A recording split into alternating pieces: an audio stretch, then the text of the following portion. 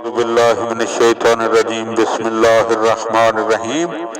مولا کائنات حضرت امیر المومنین علی ابن ابی طالب علیہ السلام کے مجموعہ کلام نہج البلاغہ کے پہلے باب کا خطبہ نمبر 75 ومن کلام اللہ علیہ السلام، آپ علیہ السلام کے کلام کا ایک حصہ۔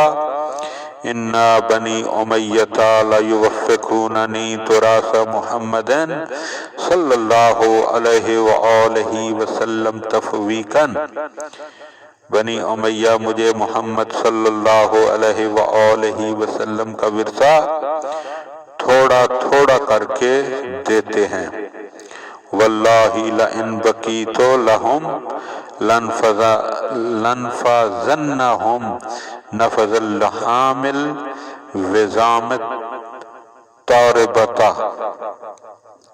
ویرب التراب الوزمت وہو علی القلب۔ مولا فرماتا ہے خدا کی قسم اگر میں زندہ رہا تو انہیں اس طرح جھاڑ پھینکوں گا جس طرح کسائی خاک آلود گوشت کے ٹکڑے سے مٹی کو جھاڑ دیتا ہے۔ اور سید رضی فرماتے ہیں ایک روایت میں ہے کہ خاک آلود گوشت کے ٹکڑے کی بجائے مٹی جو گوشت کے ٹکڑے میں بھر گئی ہو آیا ہے، یعنی صفت کی جگہ موصوف اور موصوف کی جگہ صفت رکھ دی گئی ہے۔